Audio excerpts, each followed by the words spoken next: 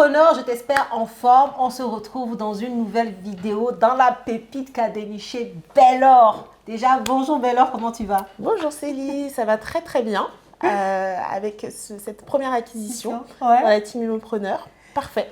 Top. Merci de nous accueillir chez toi déjà. Est-ce que tu peux te présenter s'il te plaît? Oui.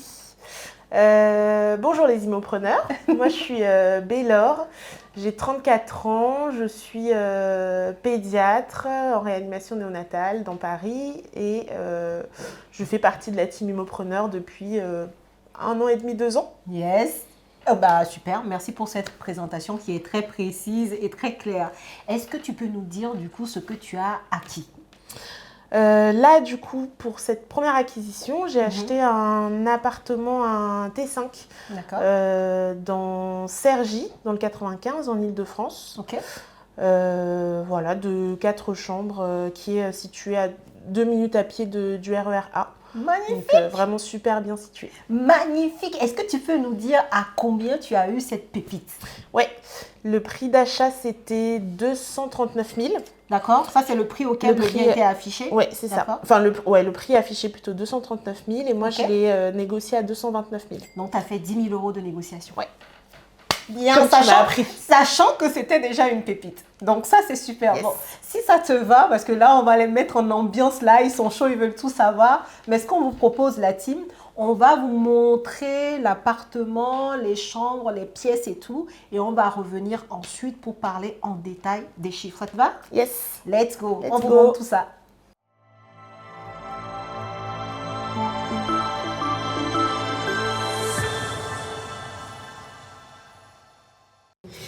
Donc, on va regarder tout ça. Tu vas nous montrer ta pépite. Oui. Bienvenue dans ma pépite. Waouh. En tout cas, c'est lumineux. Ouais. Donc là, on est dans l'entrée. Ça se passe comment? Je te laisse nous guider. Je vous guide.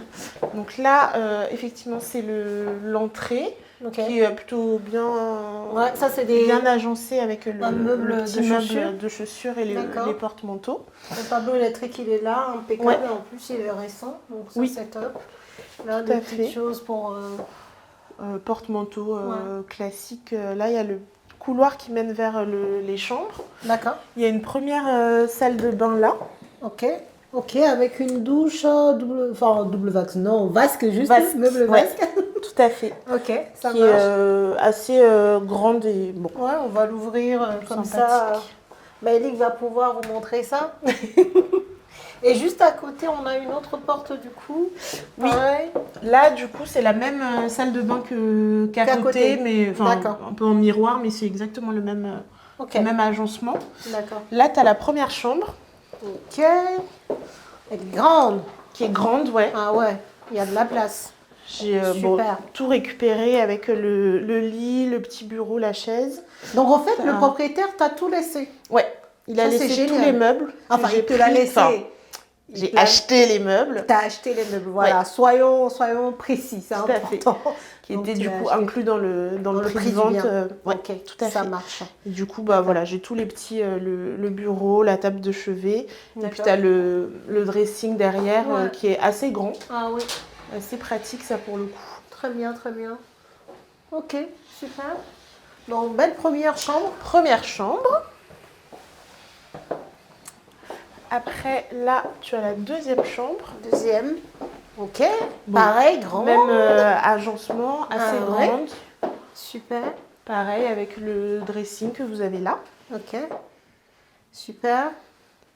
Bureau, chaise. Bureau, chaise. Voilà quoi, classique. Ouais. Classique. Ok. Impeccable. Donc là, on en a vu 2. Ouais. Et là, tu as au total 4 chambres. Il y a 4 chambres dans l'appartement. Ça marche. Je vais nous montrer les autres du coup.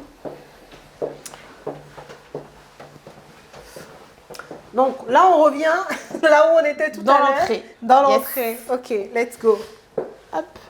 Là, il y a du coup un petit coin, enfin on va dire buanderie avec le lave-linge et le sèche-linge que j'ai récupéré également. Très bien. Là, on a un premier toilette. Ok. Et puis à côté, c'est la même chose. D'accord. Donc il y a 2 toilettes 2 salles séparées. de bain, 2 2 toilettes salles séparées. d'eau aussi séparées. Ok, super. Ouais. Pour 4 Enfin, chambres, salle de bain, salle d'eau. c'est impeccable là pour le Ouais. coup. Ça marche. Là, tu as un petit cellier. Ok. Rangement. Tu as pas mal de rangements en fait dans l'appart. Ah oui, je vois, il a mis Et, tout ce qui est pour le Tous ménage les appareils. et tout. Ouais, exactement. Ok. Et après, bien. bon, c'est sympa parce que tu en as 4. Donc si jamais Oui, chacun veut peut avoir son avoir petit en espace. réalité Exactement. un meuble de rangement. Ouais. Ok, super. Voilà. Hop, on va voir la 3e chambre. On passe dans le salon. Le salon, on La en profite cuisine. pour voir. Donc là, la cuisine Tout aménagé. verte qui est toute équipée. Ok. Super. Vraiment fonctionnelle dès maintenant sans souci. Bah ouais, Et parce le que là, salon. pour le coup, en vrai, t'as pas grand-chose à faire pour Non. toi remettre en route la Pour colocation. pouvoir commencer la mise en location, Ouais. franchement, il n'y a pas grand-chose. Ouais. Il y a un petit coup de peinture, mais c'est vraiment Ouais, rapide, c'est ça. quoi. C'est ça. Pour mettre un coup de fraîcheur, mais en Ouais, réalité, c'est ça. Pas de gros tout est- ameublements, pas Voilà. de gros travaux. C'est ça. Donc, tu mets ta petite touche et c'est bon, quoi. c'est ça. Ok, très bien. Donc là, c'est chambre 3 alors. Chambre 3. Bon, bien. pareil, même, je me rappelle plus la superficie des chambres, mais c'est à peu près équivalent. Je crois que la 2, c'est la plus grande. Ok. Et après, celle-ci, bon voilà, même Ouais, c'est du 11-12 mètres carrés, quoi. Ouais, 12 c'est mètres ça. carrés à peu près. Exactement. Parce que c'est de belles chambres. Hein. Ouais. On s'y sent pas du tout confiné. Non. Non. Il y a C'est une vrai belle que- hauteur sous plafond. Ouais. À chaque fois, il a quand même fait, tu vois, il a quand même fait des couleurs sympas de part et d'autre des murs. Et pareil, il a choisi vraiment de faire bureau. Tu sais, c'est les mêmes équipements Même à chaque fois. agencement, même équipement. Pas de jaloux. Ouais. Tout à fait. Ok, super. Et là, on voit bien que c'est du double vitrage parce que là, tu es à côté d'une des rues principales tout à fait. de la ville d'ailleurs, hein, puisque Oui. le RER est à proximité, là, à 2 minutes. Il est juste à côté, à 2 minutes à pied. Et on n'entend rien. Et on n'entend rien. Et effectivement, il y a pas mal de passages dans la rue, de ouais. voitures et tout. Et franchement, Non, c'est très bien on est isolé. bien isolé. All right. Ici, tu es en DPE combien déjà? DPEC. C. Ouais, bon, génial. Jackpot. Jackpot. Pas de rénovation énergétique à prévoir, rien du tout. Et la 4e chambre. Et la 4e, toujours pareil. Toujours pareil. Dressing, lit double. Voilà. Bureau, chaise. Ouais. Ok, très bien. Les petites tables de chevet. Les petites tables de chevet. Lampe. Super. Et la Impeccable. petite vue sympa. Parfait. Je pense qu'on a fait le tour. Ouais. On a vu tout ce qu'il fallait, on a vu toutes les pièces. Si ça te va, Bélor, on va aller se réinstaller et comme ça, on va vous parler de chiffres, de combien tu as acheté, l'exploitation, on a un peu spoilé déjà, donc je pense qu'ils savent combien de loyer, cash flow, les charges et tout. On va tout voir ensemble. C'est parti. Parfait. Nous voilà de retour maintenant la team pour vous parler des chiffres. Je sais que vous attendiez vraiment cette partie avec impatience comme à chaque fois. Mais avant d'aller vraiment dans le détail des chiffres, il y a une question que je pose à chaque fois, à chaque immopreneur. Qu'est-ce qui fait que tu t'es lancé dans l'immobilier? Pourquoi ce choix? Parce que tu es médecin, tu vois, parce que les gens vont se dire ah bah tiens, elle est médecin, elle gagne bien sa vie, mais qu'est-ce qu'elle fait encore dans l'immobilier? Elle est gourmande, elle veut... Donc, ça, c'est vrai. Que... Je suis gourmande. Qu'est-ce qui fait que tu t'es lancée dans l'immobilier? Je me suis lancée dans l'immobilier parce que, initialement, c'était pour gagner plus. D'accord. C'était pour gagner plus parce que je m'étais habituée à un certain style de vie, parce que effectivement, en tant que médecin, je gagne quand même bien ma vie, mais j'avais un style de vie et des finances qui faisait que je me suis mise à dépenser plus que ce que je gagnais et initialement dans ma tête, plutôt que dépenser moins, je me suis intéressée à comment est-ce que je peux faire pour gagner plus. Et ça, c'était vraiment la motivation initiale, c'était vraiment gagner plus d'argent pour pouvoir soutenir en fait Ton mon niveau de mode vie. de vie, mon niveau de vie que j'avais installé. D'accord. Et donc, j'ai commencé, comme beaucoup de gens, à chercher sur Google comment gagner plus. Et puis, j'ai vu le e-commerce, les trucs en ligne, Ouais. et puis, effectivement, l'immobilier. Et j'ai commencé à m'y intéresser de plus en plus et à voir des témoignages de personnes, en fait, qui cherchaient à gagner plus et qui ont acquis la liberté financière, en fait, grâce à l'immobilier, qui ont pu aussi se constituer un patrimoine pour l'avenir. Et j'ai trouvé ça de plus en plus intéressant. Okay. Et donc, j'ai commencé à me renseigner de plus en plus sur ça. Et puis, je trouvais ça aussi sympa, quelque part, de pouvoir acheter un bien, de le rénover, de le penser pour d'autres et de gagner de l'argent. Évidemment. Évidemment. C'est la conséquence naturelle. Voilà. Donc, à la base, c'était ça ma motivation pour l'immobilier. Très bien. Bon, une fois que tu as compris que tu pouvais te monter un patrimoine intéressant, que l'immobilier pourrait te permettre de gagner de l'argent en plus de ton salaire, qu'est-ce qui fait que tu ne t'es pas lancée toute seule? Parce qu'en fait, tu aurais pu faire le choix, voilà, je veux investir, c'est intéressant d'aller dans l'IMO, vas-y, je commence à chercher mon bien et tout ça. Qu'est-ce qui a fait que tu ne t'es pas lancée toute seule et que tu as senti un besoin finalement de te faire accompagner? Je pense que c'est aussi un peu ma personnalité, c'est-à-dire que j'aime bien les coachings de base parce que je trouve qu'il y a trop de choses, il y a plein de choses qu'on peut vouloir faire et qu'il y a des personnes, c'est leur boulot en fait. Et moi j'ai mon boulot et j'aime bien que les parents de mes patients me demandent des conseils sur comment prendre en charge leurs enfants. Parce que c'est mes études, j'ai bossé pour ça et donc j'estime que je suis capable de transmettre ça. Et je trouve que c'est la même chose pour à peu près tous les domaines. Et vraiment, s'il y avait une chose que j'avais pas du tout envie de faire, c'était de me lancer toute seule, même quand j'y connaissais rien. Et je me disais, écoute, il y a des gens, c'est leur boulot, il faut se faire accompagner. Je pense qu'il faut se faire accompagner dans beaucoup de choses. Et donc, je me suis dit, je vais me faire accompagner également pour l'immobilier. Et j'avais pris une première formation pour investir dans l'immobilier. Mais en fait, c'est vrai que c'était des vidéos où on t'expliquait un petit peu comment il fallait faire. Mais qu'à la fin, c'était fini. Une fois que tu avais fini tes vidéos, fallait tu te débrouilles. Vas-y sur le terrain, là, t'es grand, mais non. Et ça, à la fin de cette formation-là, il ne s'est pas passé grand-chose dans ma tête. Et du coup, après, je me suis dit, je veux vraiment plus qu'une formation, vraiment un accompagnement où on va me guider un peu pas à pas pour me dire voilà ce que tu as appris sur l'immobilier et voilà maintenant c'est quoi les étapes pour te lancer concrètement sur le terrain et réaliser ton projet. Et cette première formation, c'était en quelle année du coup? Je me rappelle même plus, c'était il y a plus de 5 ans. Moins de 10 ans, plus de 5 ans. Ok. Et par contre, tu as rejoint Immopreneur, il me semble, 2024, vers la fin 2024, parce que ça fait 1 an et demi, 2 ans que j'ai rejoint la team Immopreneur. Ok. Et donc, du coup, tout à l'heure dans l'introduction, d'ailleurs, tu le disais, 1 an et demi que tu as rejoint Immopreneur. Qu'est-ce qui a fait que tu concrétises ton projet maintenant? C'est-à-dire, quand je dis maintenant, dis-nous d'ailleurs, quand est-ce que tu as signé ton acte authentique? J'ai signé l'acte le 20 mars. Le 20 mars 2026. 2026, voilà. Donc, c'est hyper récent par rapport à quand tu as rejoint le programme. Donc, qu'est-ce qui s'est passé entre-temps? On veut tout savoir. Entre-temps, la vie. En vrai, mauvaise éducation financière, ça a été un des trucs que j'ai dû vraiment changer. Parce que j'ai fait mes études de médecine, j'étais externe avec un salaire de 100-200 euros par mois. Et puis après, tu es interne et tout de suite, tu gagnes 10 fois plus. Tu es toujours chez tes parents. C'est la première fois que tu touches un peu vraiment de l'argent et du coup, tu te mets à dépenser un peu n'importe comment.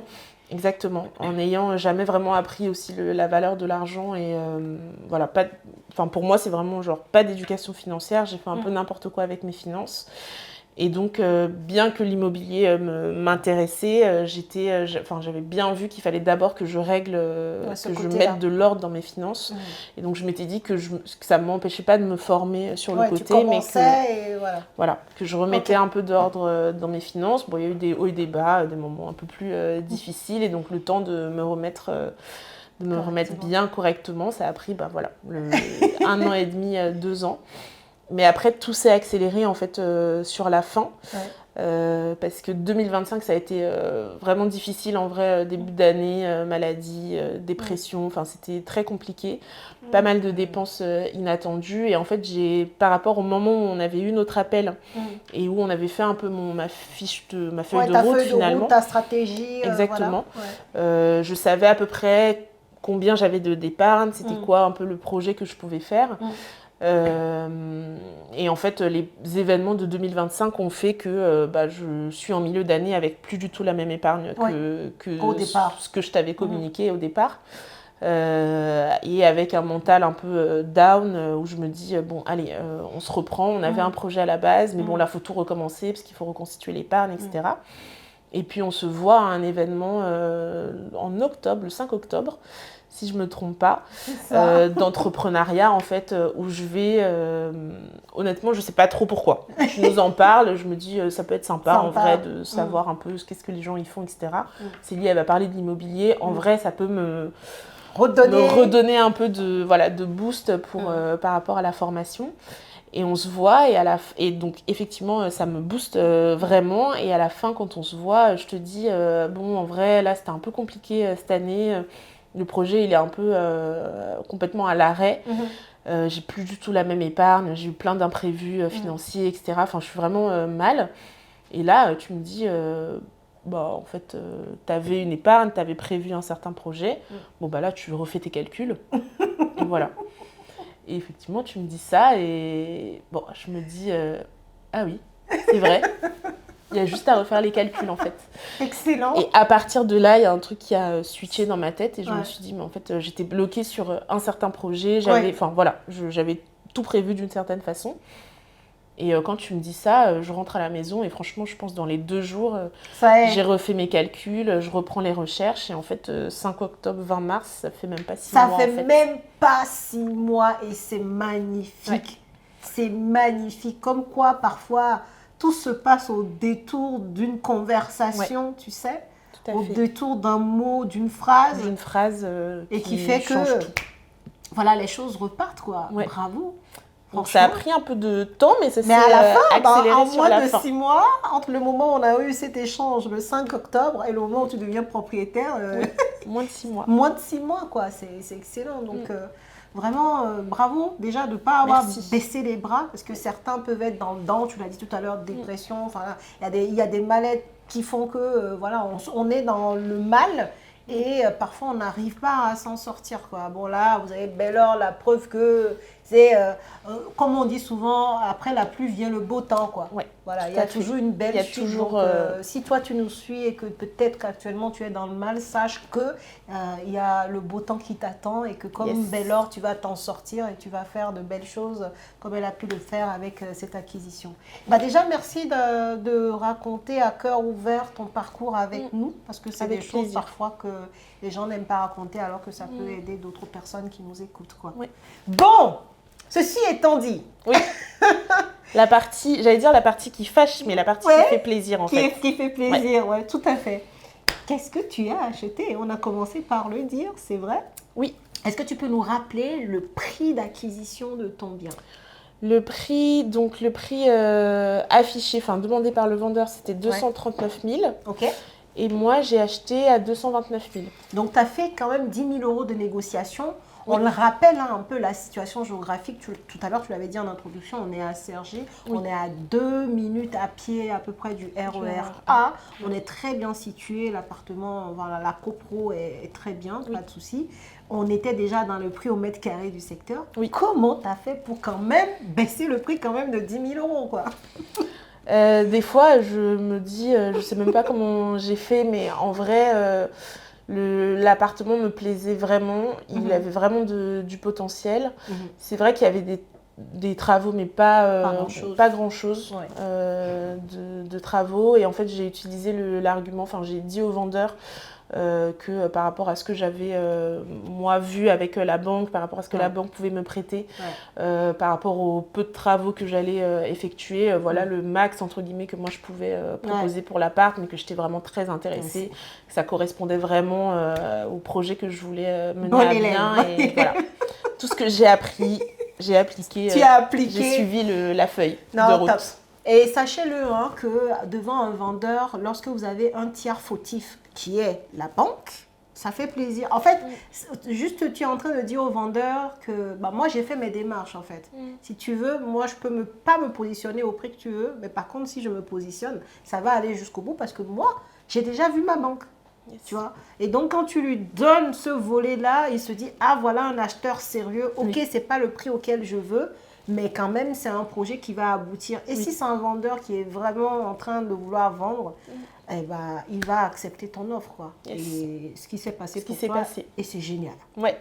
Bon, est-ce que tu as des travaux? Bon, là, on voit, il n'y a pas grand-chose, mais est-ce que tu as prévu une enveloppe travaux quand même sur le bien? Ouais, on a prévu 12 000 euros en étant un peu large okay. En sachant que c'est pas des gros travaux. Il y a un peu de peinture, des choses à revoir au niveau des murs, etc. Okay. Mais voilà, c'est principalement ça. C'est pas des gros travaux pour ce bien-là. Alors, on est sur un appartement, donc on est en copropriété. Est-ce que tu peux nous dire combien s'élèvent les frais de copropriété ici?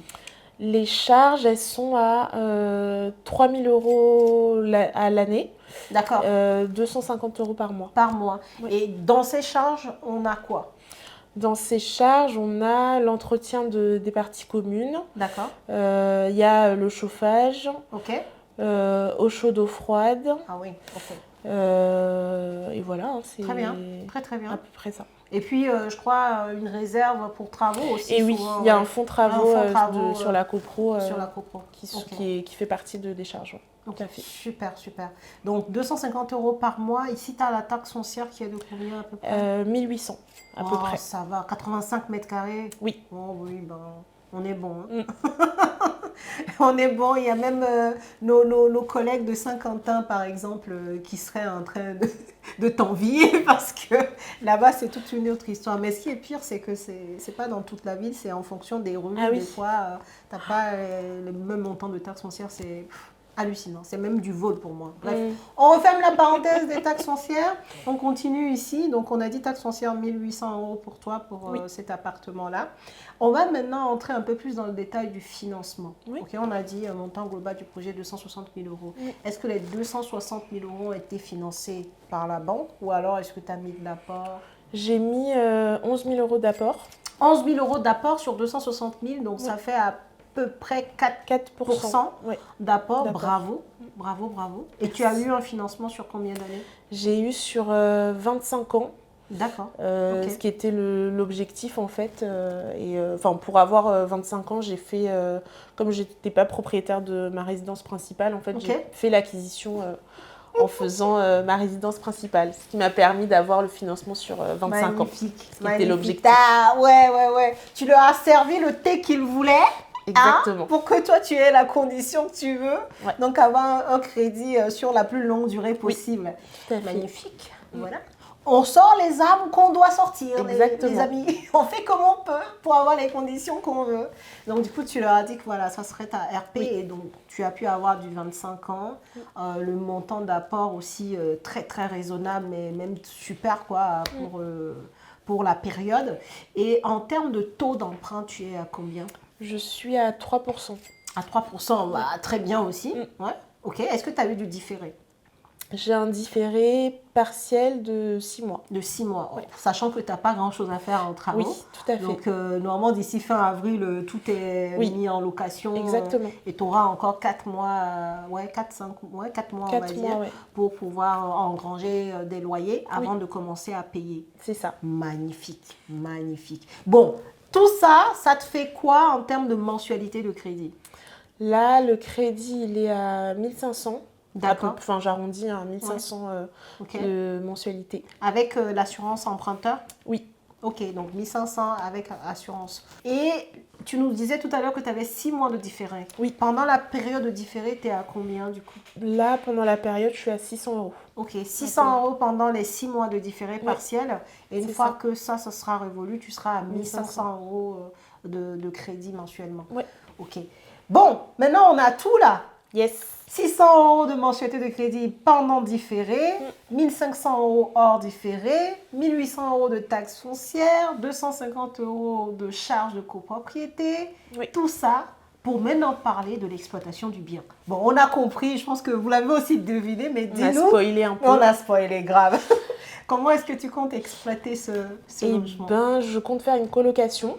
Ok. De 4, il y a 4 chambres, 4 personnes en colocation. D'accord. Et l'objectif, c'est de mettre le loyer de la chambre à 600 €. Ok, charge inclus dedans. Ouais. Quoi. Ok. Donc 600 € par chambre, ça nous fait 2400 € au total. De loyer au total. Voilà, Ouais. pour les 4 chambres. Ça te donne quoi en termes de cash flow, madame? Ça me donne 500, 600 € de cash flow Par mois. par mois. Ça, c'est hors différé. Oui. Donc, si tu es en période de différé, tu rajoutes 800 € de plus dessus, puisqu'on a dit que ça faisait 600 € que tu payes. Oui. Donc, ça a été à 1400. Yes. Magnifique! Là, mes yeux brillent. On dirait que c'est sur mon compte bancaire que l'argent va arriver. 1400 €, je crois que c'est plus que le SMIC, non, je sais pas, je suis désolée, je sais pas à combien est le SMIC, je vais pas dire n'importe quoi. Il me semble que c'est plus que le SMIC. C'est un peu plus. C'est un peu plus que le SMIC. Première opération. Merci. J'ai bien appliqué tous les conseils.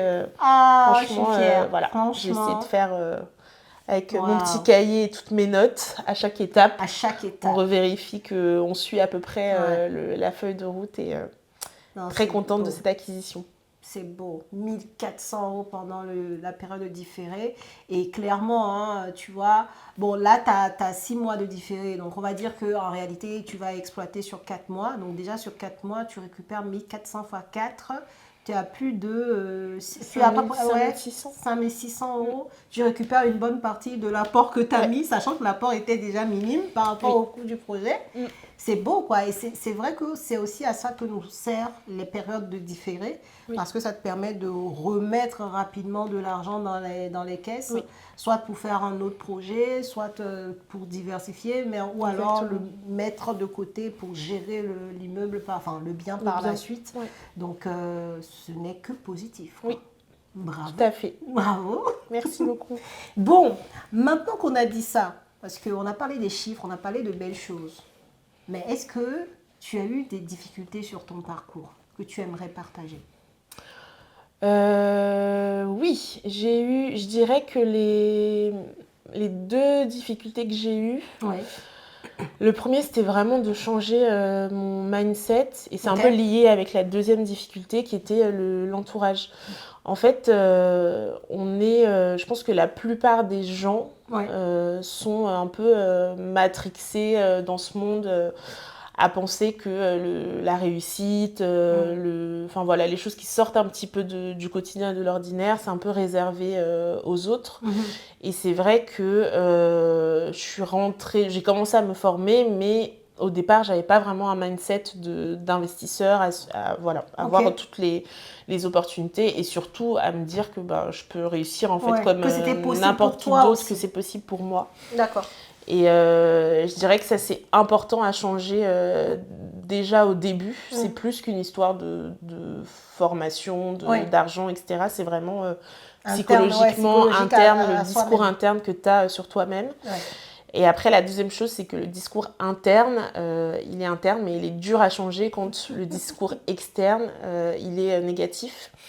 Et c'est vrai que l'entourage, je trouve que c'est hyper important. Parce que parfois les gens ne vont pas forcément comprendre ce que vous voulez faire. L'investissement immobilier, je dois dire qu'il y a quand même, on en parle un peu partout et je pense que les gens, quand ils ne connaissent pas, ils ont un peu un a priori négatif, ils se disent que en fait, c'est un peu du pipeau, personne ne gagne d'argent avec, ou alors vraiment si tu gagnes de l'argent avec, c'est parce que tu as hérité de je ne sais pas combien de milliers d'euros et qu'en fait pour toi ça marche. Mais en fait c'est vraiment des histoires... dans la tête des gens, c'est vraiment des exceptions, quoi. C'est pas monsieur tout le monde qui peut réussir dans l'immobilier. Et en fait, quand ton entourage te répète ça, c'est difficile de changer Exactement, c'est difficile de changer ton discours interne. Donc l'entourage, c'est vraiment important. Mais toi, tu as fait comment alors? Tu as fait comment? Parce que finalement, tu nous dis que tu as cet entourage, tu l'as eu. Du coup, ça a impacté un peu, tu vois, ta motivation Oui. et ta constance sur le projet. Oui. Mais tu y es quand même arrivé. Donc, qu'est-ce que tu as fait? Tu as mis quoi comme parade en place pour t'extraire de ça? Première parade, j'ai arrêté d'en parler. Il y a une phrase qui dit que tes résultats, ils parleront mieux que toi. Et en fait, j'ai arrêté d'en parler aussi pour moi, pour me concentrer vraiment. D'accord. Et pas, enfin, j'adore mon entourage, mais simplement, je pense que les gens, quand ils connaissent pas et quand ils n'ont pas testé eux-mêmes, ils projettent beaucoup leurs peurs, leurs a priori, les idées reçues en fait qu'ils ont. Ils vont les projeter sur toi. C'est pas forcément contre toi ou contre ton projet, mais par contre, toi, c'est ta responsabilité de te protéger un peu de tout ça pour pouvoir avancer, parce que sinon, ça te mine en fait. Quand tu parles de quelque chose, c'est pas que pour l'immobilier, tu parles d'un projet à quelqu'un et en fait, on te fait comprendre, ah mais t'es sûr, non mais ça marche jamais, non mais laisse tomber, tu te rends compte, les loyers impayés, après t'as des squats, et en fait on te parle de tous les points négatifs. Et à un moment je me suis dit, bon ok, la personne qui me dit ça, est-ce qu'elle a déjà testé l'immobilier? Et en fait je peux profiter de son expérience parce que tout ce qu'elle me dit, en fait elle l'a vraiment vécu. Et donc là c'est intéressant pour moi. Et en fait pour moi, à partir du moment où la réponse est non, la personne elle a jamais essayé, elle a pas testé, en fait c'est une expérience qui est... Enfin, c'est pas une expérience, c'est vraiment des a priori. Bah, à partir de ce moment-là, je mettais de côté, pour... tu n'en parlais plus. J'en parlais plus, et puis j'écoutais plus trop parce que je me disais que c'était pas constructif, et que je suis pour écouter l'expérience des autres, mais encore faut-il que ce soit vraiment une vraie expérience. Si c'est juste des idées reçues, pour moi maintenant, c'est vraiment de côté, et je pense que c'est important de faire ça.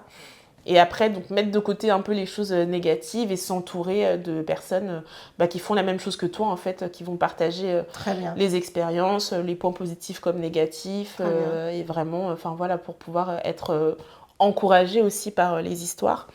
Parce que le fait de voir, en fait, que des gens avec un profil comme le tien ont pu réussir, en fait, ça booste tout simplement. Bien sûr. Très bon conseil, hein. Franchement la team, j'espère que vous mettez des likes, de beaux commentaires à Belle-Laure, parce que franchement, je pense que tu es l'une des parcours les plus, tu vois, tu nous donnes vraiment de ton parcours, mais sans filtre, c'est incroyable.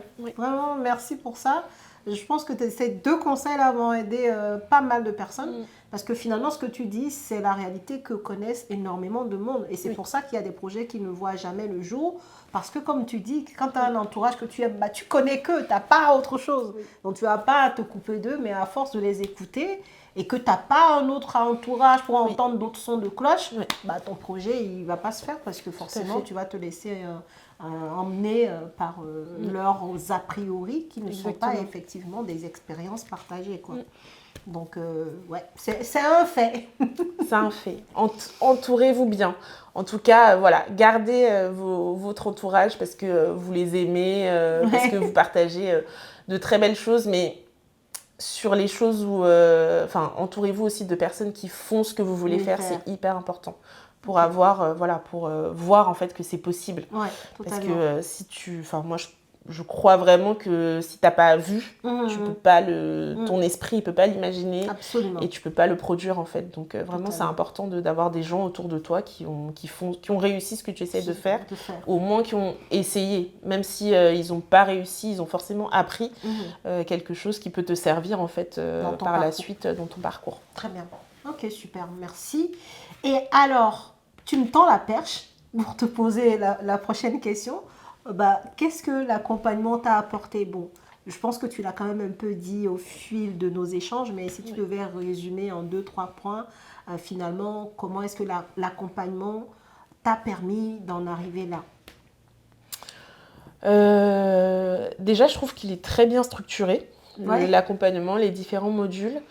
Il y a plusieurs modules qui m'ont vraiment marqué. Le premier, c'est vraiment le mindset. Je le disais, vraiment d'entendre en fait ton expérience et vraiment comprendre que ça part d'abord de la tête. Ça m'a vraiment marqué. Et le fait en fait que du coup j'avais le comparatif avec la première formation que j'avais faite et d'avoir appel avec toi, des visites de biens ensemble, de savoir un peu, je me souviens de la première visite qu'on avait faite où franchement je me disais mais qu'est-ce que je fais là en fait, visiter un appartement, mais pourquoi faire, retourne à l'hôpital, fais ce que tu sais faire, et en fait dès la deuxième visite, j'étais plus du tout dans le même état d'esprit. Absolument. Ça te fait vraiment progresser très très vite en fait, Ouais. de pouvoir tester vraiment sur le terrain. Ouais.